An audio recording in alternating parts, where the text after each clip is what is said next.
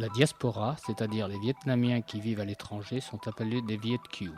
Ils ont quitté leur pays et ils reviennent aujourd'hui, suscitant dans la population des sentiments ambigus. Les sommes envoyées à leurs familles par les 2,5 millions de Viet Kieu installés dans le monde représentent la première devise du pays. Entre la France et le Vietnam, 10 000 km à vol d'oiseau, 7 heures de décalage, autour de 20 heures d'avion ou un mois de bateau. Du sud au nord, 1700 km entre Ho Chi Minh et Hanoï, la capitale. Ho Chi Minh, construite autour de la rivière Saigon, se trouve à la latitude 10. Nous sommes dans l'ancienne Cochinchine des Français, avec le Mékong dans le sud qui fertilise le pays.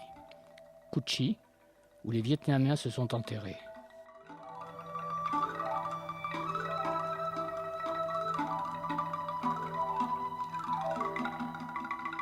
Au centre, la Nam, en passant par le village des pêcheurs, Hoi An, et Da Nang, la plage de tous les débarquements.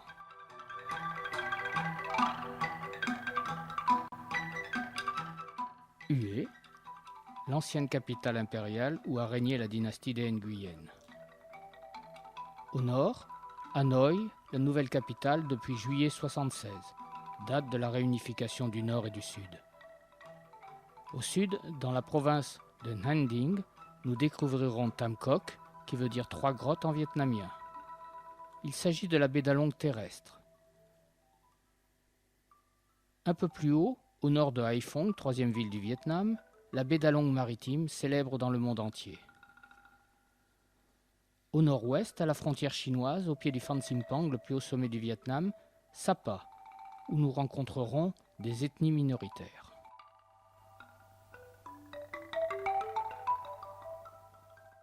Madame et Monsieur Cao Minh sont des Viet Kieu. Ils résident à Pessac, près de Bordeaux. Ils reviennent régulièrement au pays, soit dans le sud où se trouve la majorité de leur famille, soit dans le nord pour traiter les affaires dans la capitale Hanoï.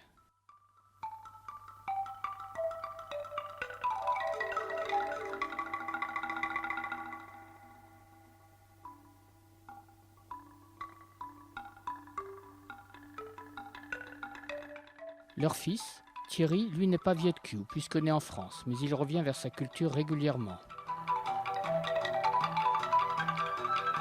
Ho Chi Minh Ville. Thierry vient de me réceptionner. Il est devenu entraîneur national d'aérobic sportive depuis 3 ans. Il me guidera avec ses amis et sa famille dans le sud, autour de Ho Chi Minh, 5 millions d'habitants.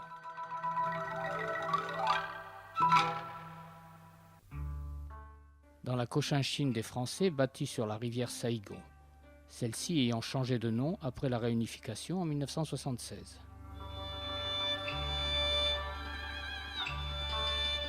L'hôtel de ville, transformé en siège du comité populaire de la cité.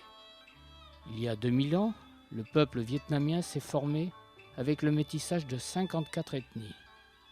Ils se battent pour leur indépendance. Lutte séculaire avec la Chine, puis avec les anticolonialistes et les anticapitalistes. L'Occident les fascine, mais malgré tout le régime demeure communiste, malgré l'effondrement du régime soviétique. Les vertus vietnamiennes sont la tolérance et la souplesse, que l'on retrouve au travers des différentes religions. On voit des pagodes, des temples et des églises. Les investisseurs étrangers favorisent la naissance d'un capitalisme sauvage dont le développement exacerbe les inégalités sociales, donc la misère, la criminalité et la toxicomanie, mais non apparente pour le touriste ou le voyageur.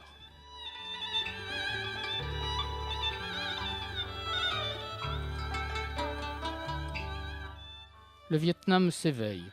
Il s'ouvre à l'extérieur et au tourisme depuis 1992, année des grandes réformes. Avant ces grandes réformes, il importait du riz jusqu'en 1989.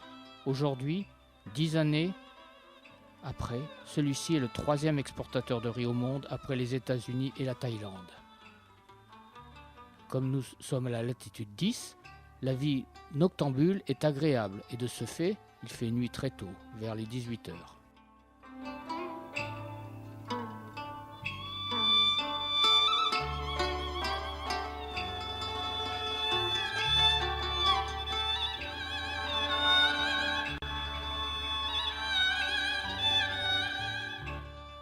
palais de l'Indépendance, rebaptisé palais de la Réunification après 1975. Les femmes, principalement, portent à l'aide d'une palanche des corbeilles pouvant atteindre jusqu'à 30 kg chacune. La palanche a une origine française. C'est un Limousin qui l'implanta au travers des missionnaires il y a 300 ans. Il s'appelait en France le chambalou, sorte de joug en bois de châtaignier. Voilà Thierry. Avant d'aller au sport, nous allons sur le trottoir prendre une soupe, le faux, qui est un vrai repas pour seulement 2000 drongs, soit 1 franc. Ici, ce couple en aérobic sportif s'entraîne pour être présenté aux sponsors au Grand Théâtre de Saïgon.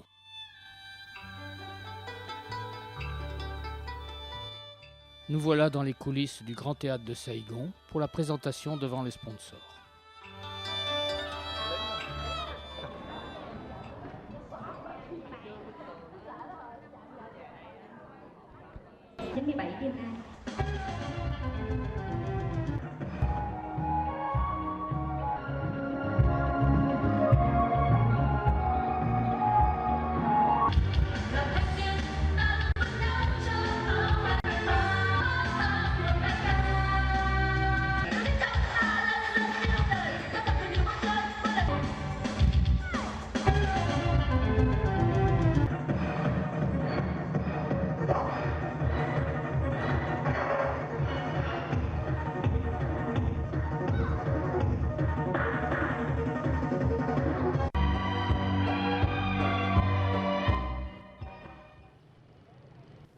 En sortant du théâtre de Saïgon, nous entrons au marché Ben Tran. Le Vietnam ne connaît pas la famine, c'est plutôt de la malnutrition. Il consomme très peu de protéines car la viande coûte cher. Il mange du chien et du serpent surtout dans le nord. Le poisson, le Ngoc Man, leur donne l'essentiel de leurs protéines.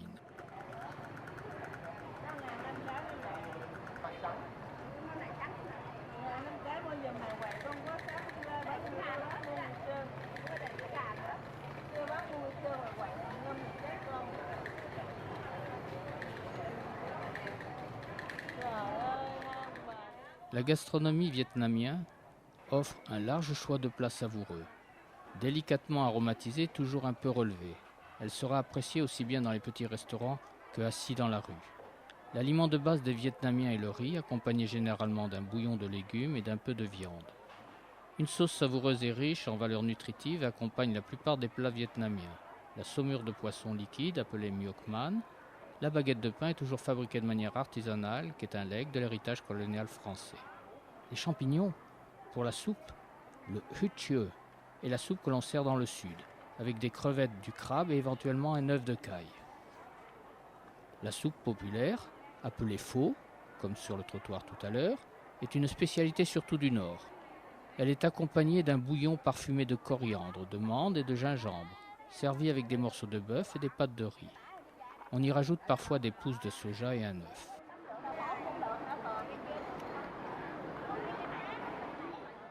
Les nems, célèbres dans le monde entier, sont des pâtés impériaux. Les crêpes, avec ces ingrédients, s'appellent le chak jiu. Et une crêpe de riz garnie de vermicelle, œufs de canard, ail, oignons, sucre, poivre, porc, germes de soja et champignons noirs que l'on fait frire. Toujours accompagné de feuilles de salade et de menthe, à tremper dans une sauce à base de Ngoc Man.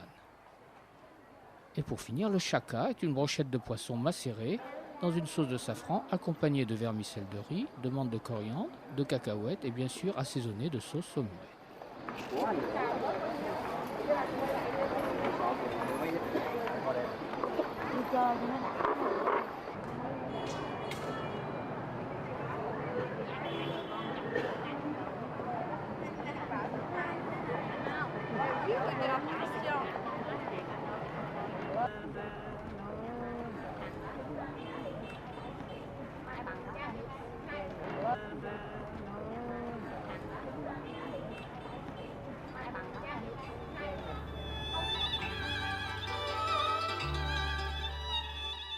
La pagode Tien Hau, construite par la congrégation de Canton au début du siècle dernier.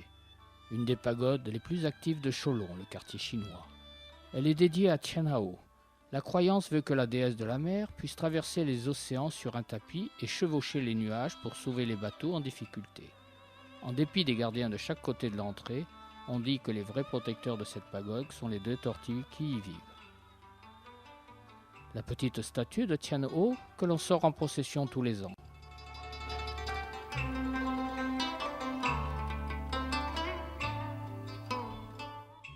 De superbes frises en céramique peintes bordent le toit de la cour.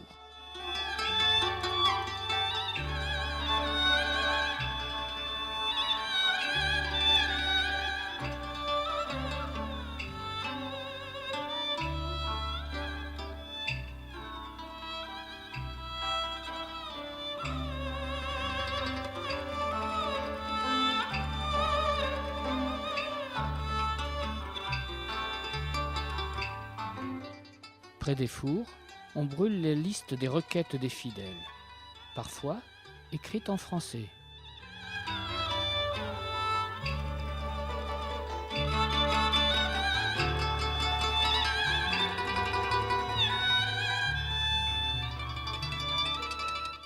À la sortie de la pagode, on trouve la carpe, symbole de la patience.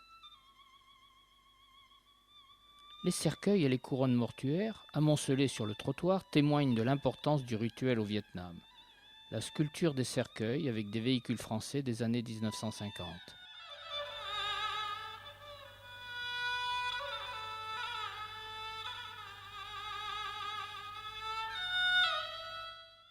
La croix potencée, empruntée par Hitler, que l'on retrouve dans les rites bouddhistes en Inde et au Japon.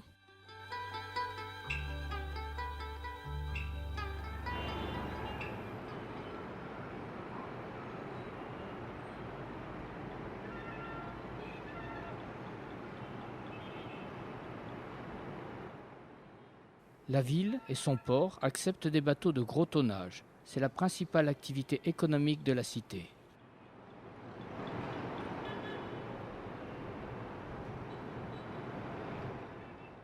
Sur la rivière Saigon, en allant au village de Binh Khoa, nous remontons à 8 km au nord du centre de Ho Chi Minh, dans le district de Binh Tran.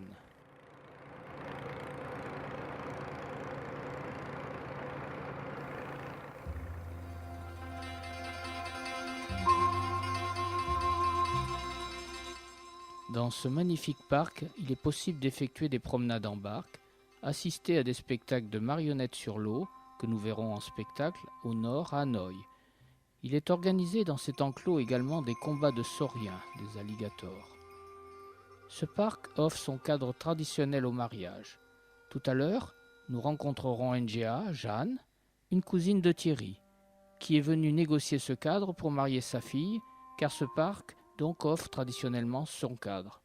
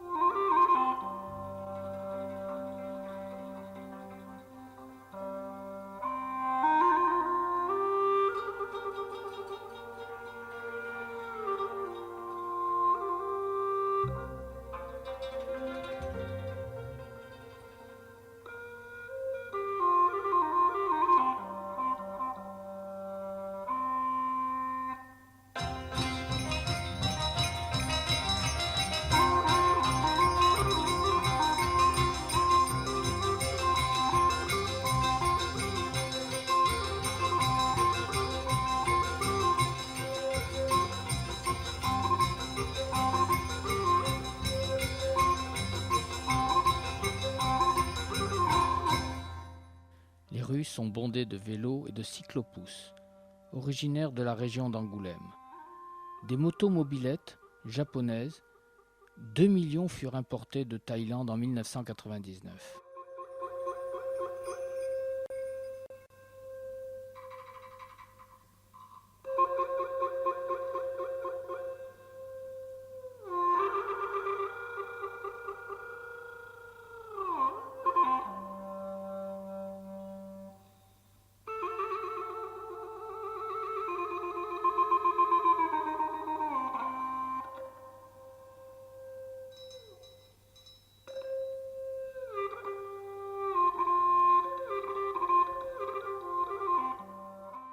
Le code de la route est le même qu'en France et on roule également à droite.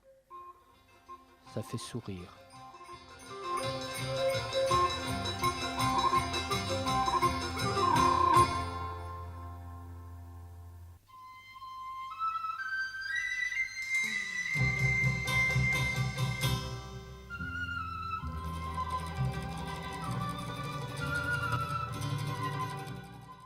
Après le marché Bentran couvert, le marché dans la rue.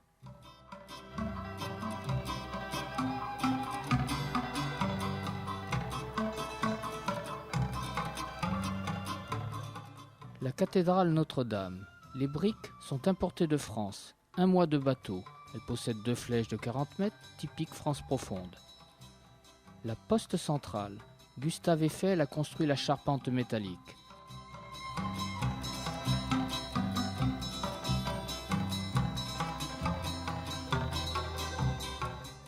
Au fond, le tableau de l'oncle O.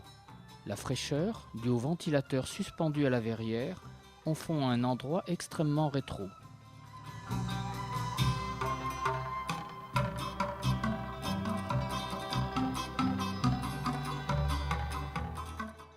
Entraînement d'aérobic sportif.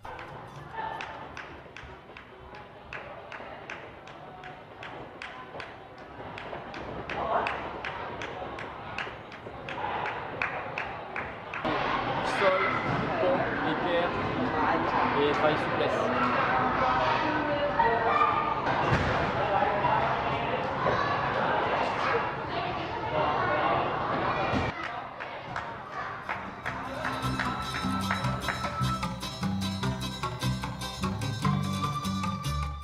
Après l'entraînement, j'ai voulu me rendre compte des effets du massage vietnamien avec les pieds. Les pieds sont utilisés plus souvent que chez l'Européen. Vous verrez, au nord, on rame aussi avec les pieds.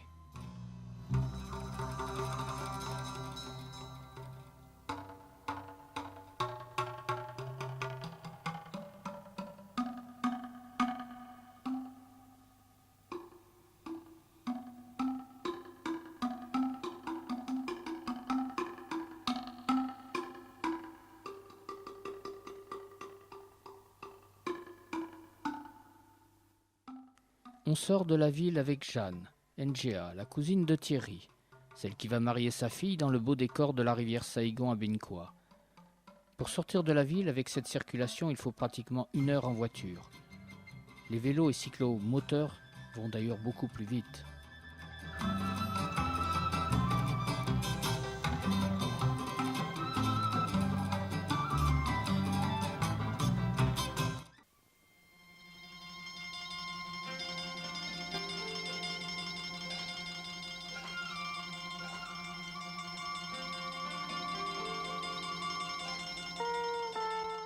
En déjeunant, je fus accosté par un chef d'entreprise qui m'invita à visiter son imprimerie.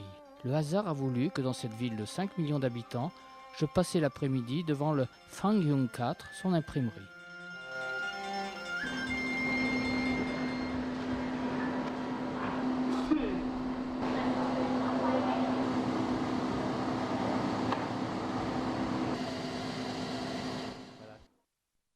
Voilà le chef d'entreprise, le manager. Une particularité, les machines que l'on voit ici ne servent qu'une seule fois et elles ne sont utilisées que pour une seule commande, donc revendues après l'exécution.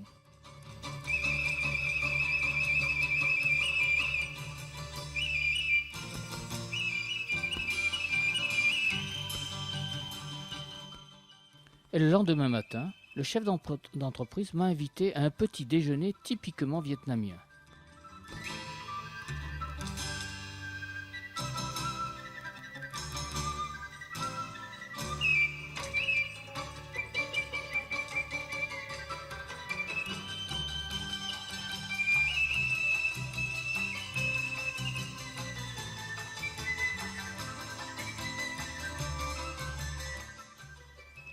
Un petit peu de café pour la France, bien sûr.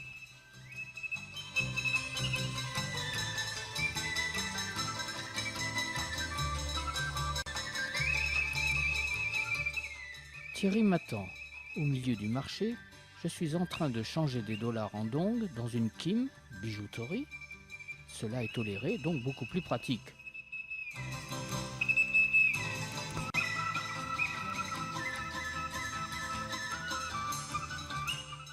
Le détail d'une palanche. C'est un bambou de 1,50 m environ. Si on la regarde, cette palanche à la verticale, elle ressemble à la silhouette du pays. Celle-ci est trempée dans l'eau au moins 2 mois avant d'être opérationnelle. Il fait déjà nuit, il est 18 h. Je sors de la ville, au nord de Saïgon, par la route nationale 22, vers Kouchi, dans la campagne.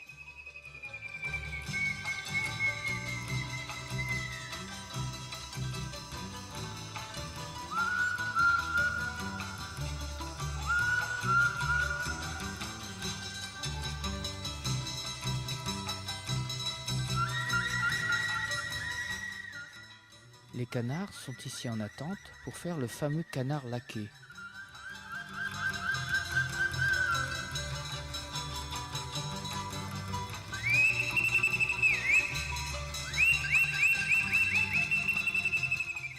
La pêche dans les eaux saumâtres.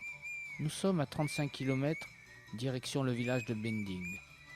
Les eaux marécageuses créées par la mousson, car celle-ci arrive progressivement à partir du mois de mai, pour devenir très violente de juillet à octobre et empêche bien sûr toute activité.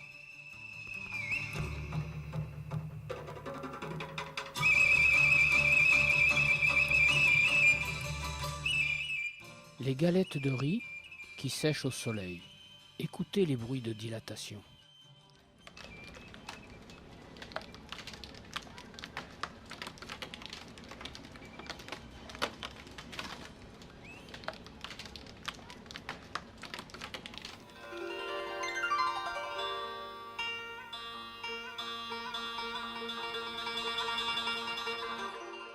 Regardez, regardez bien. Kouchi, au lieu de la résistance vietnamienne. 2 raisons. La proximité de Saïgon, cible importante. 2. La situation des lieux enclavés dans une grande boucle de la rivière Saïgon. Une terre rouge et dure, idéale pour un réseau souterrain et avec un niveau de la rivière suffisamment bas pour ne jamais inonder les galeries, quel que soit le moment de l'année.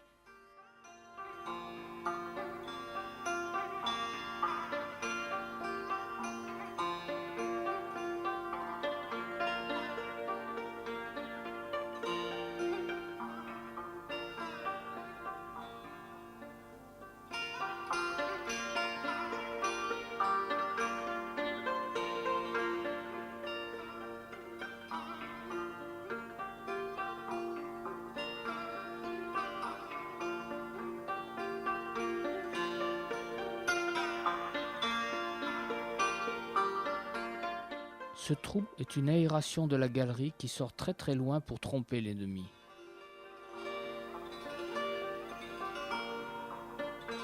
Ils ont creusé 200 km de galerie entre 3 et 7 mètres de profondeur, avec cet outil et cette panière.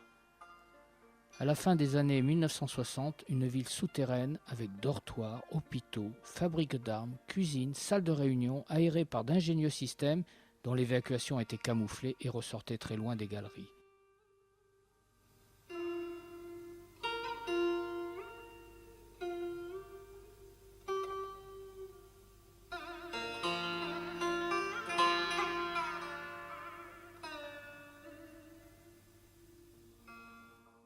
Après avoir laissé mon ami Thierry à Saïgon, je remonte par le train, le long de la mer de Chine, vers Hue.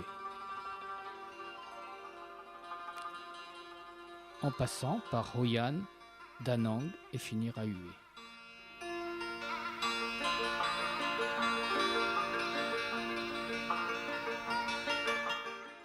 « 1726 km de ligne ferroviaire entre Saïgon et Hanoï en passant par Hue.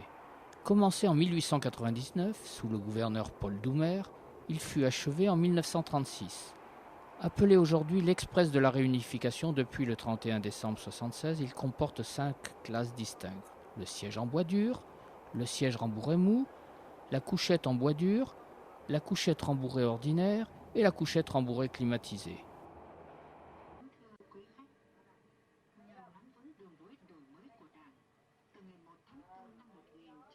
Le voyage suivant le train dure de 36 heures à 45 heures, soit une moyenne de 40 km/h.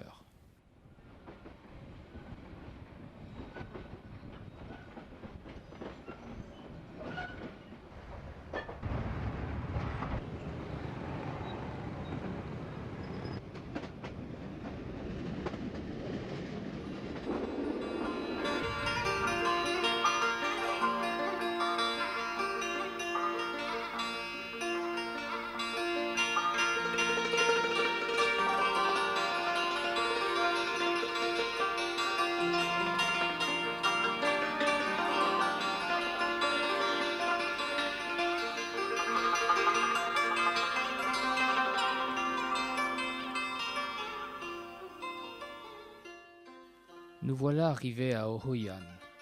Cette charmante cité s'élève sur les rives de la Tueng Bong, un bras de mer, à 5 km de la côte et à 30 km au sud-est de Da Nang. Comme dans le sud, les marchands et les marchés sont très achalandés.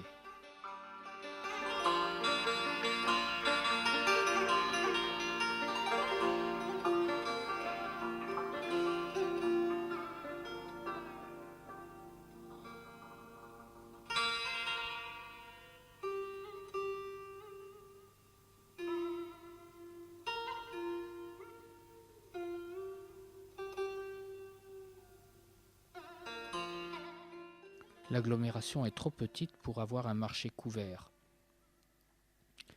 Hoi An, c'est une escale importante au XVe siècle. Ce petit port reçut des bateaux du monde entier, du Japon, de la France, du Portugal, de l'Angleterre, de Chine, d'Inde et de Hollande, venus surtout pour les épices et le thé. Les premiers missionnaires portugais et français ont débarqué à Hoi An, dont le créateur de l'alphabet vietnamien, Alexandre de Rhodes. À l'époque, Hoi An s'appelait Phai Phu. Il rayonna dans toute l'Asie du Sud-Est, vers la Chine et le Japon. Les luttes fratricides entre les Nguyen et les Tring l'a endommagé, et le port s'envasa lentement et progressivement. Da Nang, à proximité, commença à supplanter Phai Phu. Dans cette petite ville, l'UNESCO a recensé 844 édifices d'intérêt historique, un record.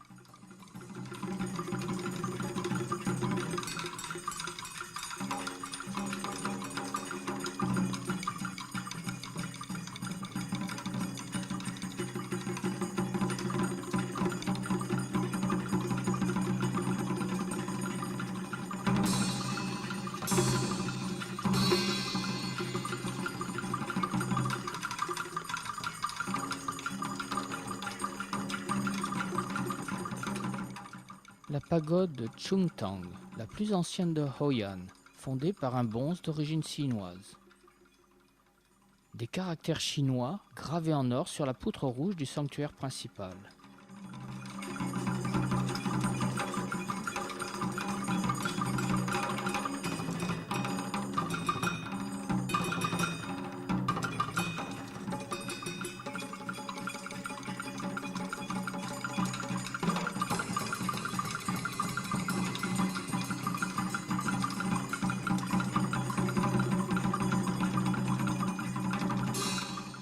Plusieurs objets rituels, des cloches, un tronc en bois en forme de carpe. Comme on l'a vu tout à l'heure, le symbole de la patience.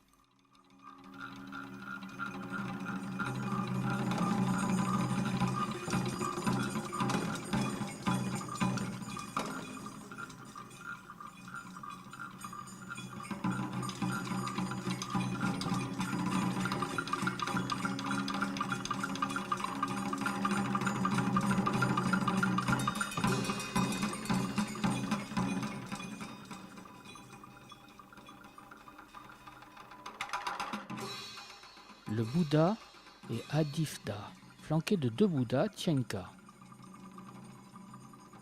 Cette pagode date de l'année 1454.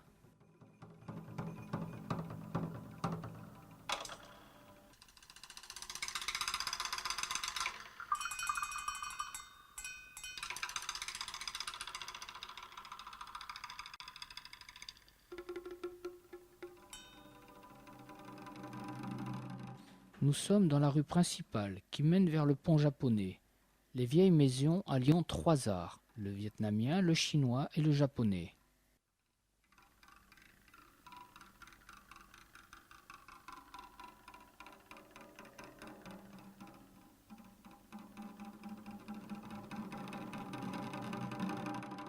Cet arbre énorme est un magnifique banyan. La sculpture sur bois. Si les thèmes sont moins variés qu'en ce qui concerne la sculpture sur pierre, il s'agit surtout de motifs décoratifs traités en relief avec quelques personnages ou scènes de la vie courante, y compris les motifs érotiques.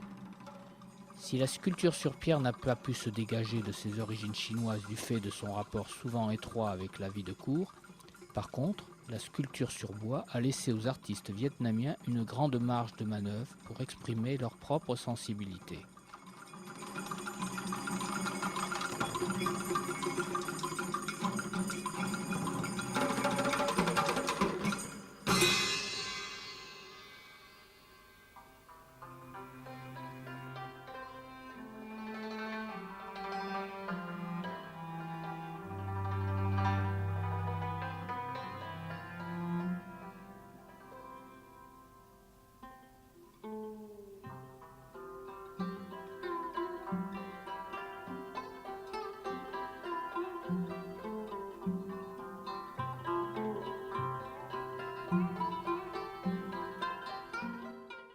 Le Japon implanta en 1593 un pont juste sur le cœur d'un dragon pour le transpercer, car lorsque le dragon remuait la queue, celui-ci se situait au Japon, d'où les tremblements de terre.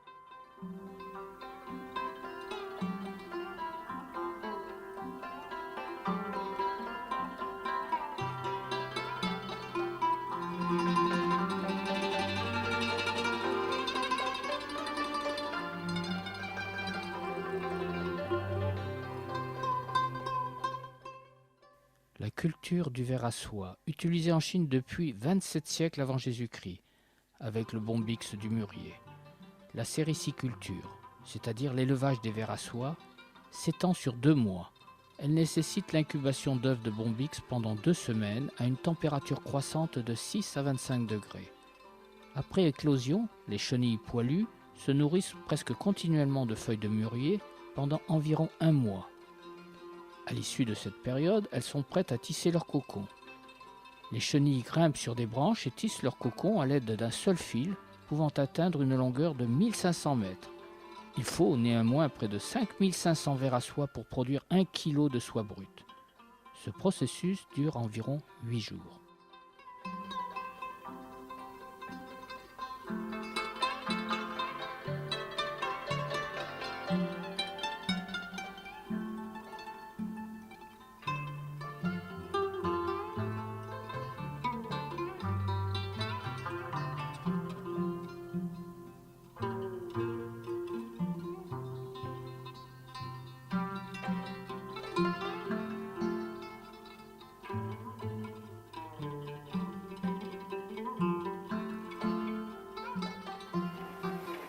Sur le bord de la route, la rencontre avec une batteuse à pédales. Comme leur champ n'est pas à proximité, il faut aller le chercher à une centaine de mètres.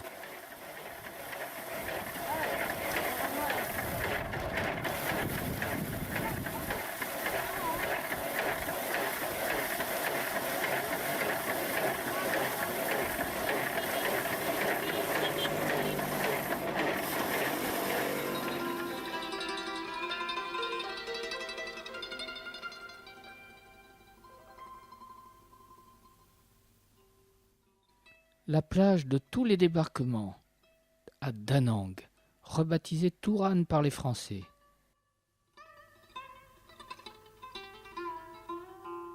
Ces femmes sont des pêcheurs de coquillages étroitement surveillés.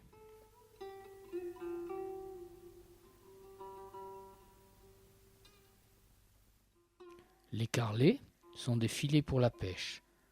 Le long de la voie ferrée, nous reprenons le train qui continue son petit bonhomme de chemin vers Hué.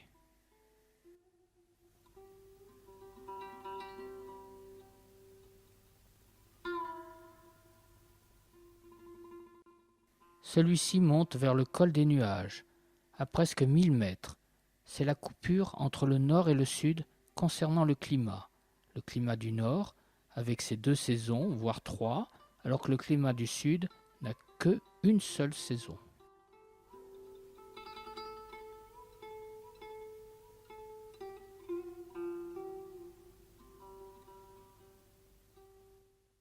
Des commerçants qui s'agrippent au train lorsqu'on arrive au col.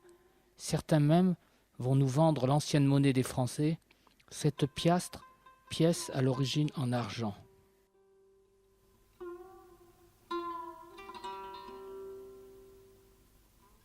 Bien sûr, plus en cours. Hué, capitale impériale de 1802 à 1945 sous le règne des 13 empereurs de la dynastie des Nguyen. Nous sommes sur la rivière des Parfums. Elle tient son nom de nombreuses herbes médicinales qui poussent sur ses rives. Elle représente par tradition un grand centre culturel, religieux et d'enseignement.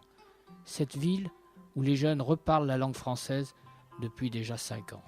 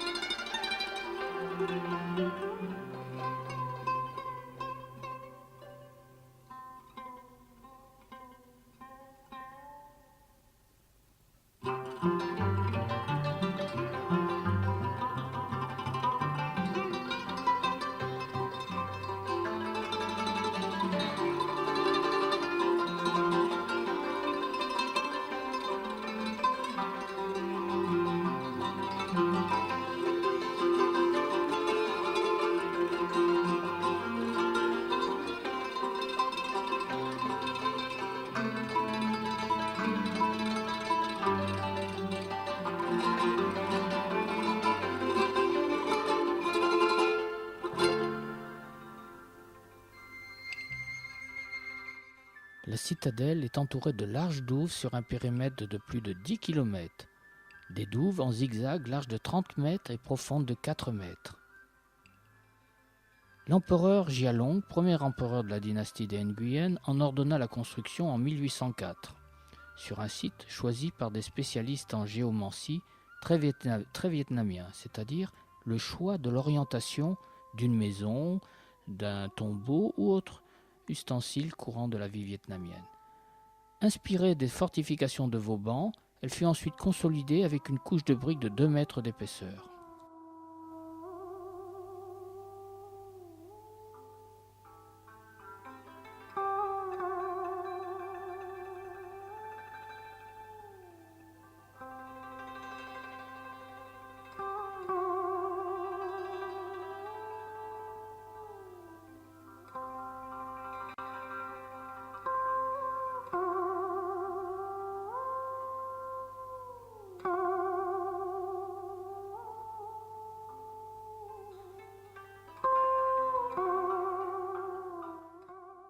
Tout autour de ces douves, beaucoup de frangipaniers.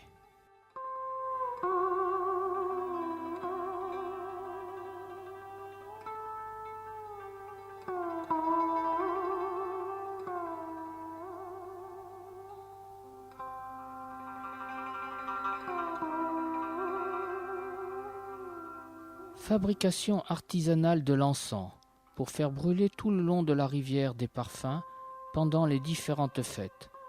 Chaque baguette de couleur reçoit cette pâte d'encens.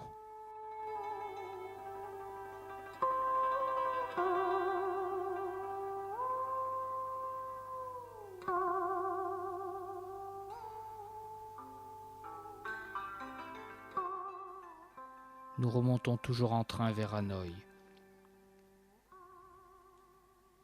Hue, tout le long donc de la mer de Chine, nous remontons sur Hanoï.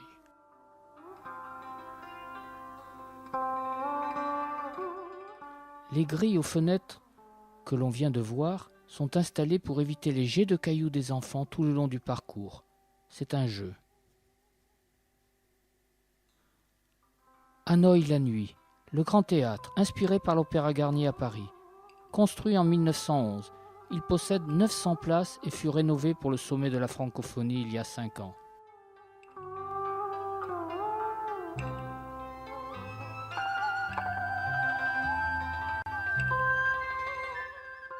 Hanoï l'éternel, avec le sourire permanent des commerçants qui rentrent de leur journée de travail.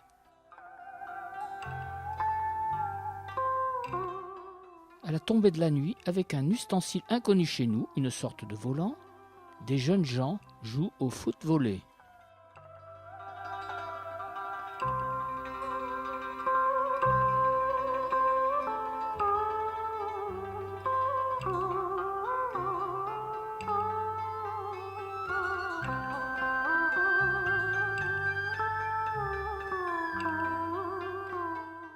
Je retrouve Madame Kaomin, Thérèse, qui va me guider dans les rues de la capitale.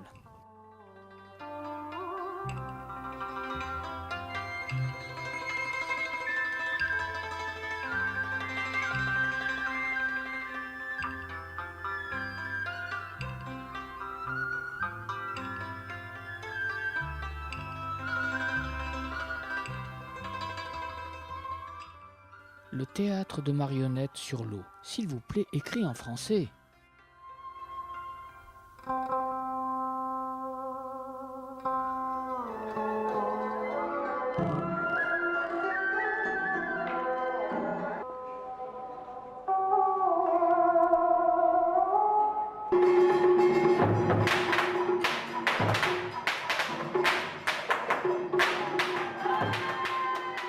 Les marionnettes aquatiques furent inventées voici 3000 ans par les fermiers du delta du fleuve Rouge.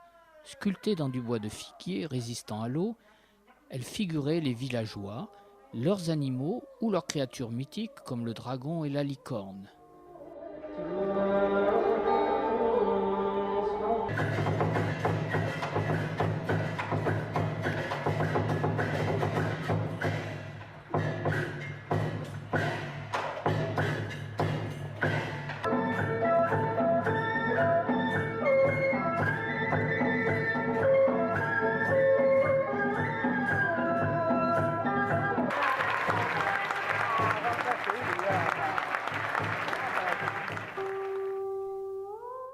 Le lac de l'Épée restitué.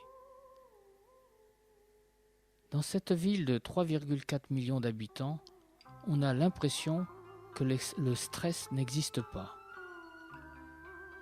Ils jouent aux dames, sur le trottoir,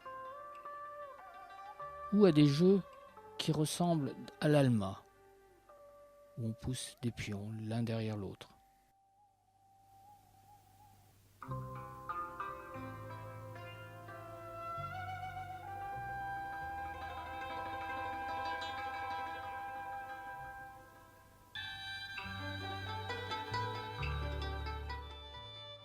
Le mausolée de Ho Chi Minh.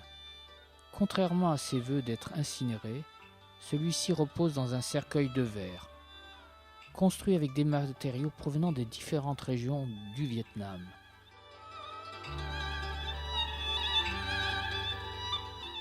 On assiste à la relève de la garde. Ce mausolée fut construit de 1973 à 1975. Les bâtiments coloniaux français que l'on reconnaît bien à leur couleur ocre, avec l'ancien palais du gouverneur d'Indochine et de Hanoï derrière ses grilles. La gymnastique du troisième âge dans la rue ou au bord du lac de l'Épée restitué. Cette gymnastique s'appelle le Tai Jing Quan, ou gymnastique de santé populaire.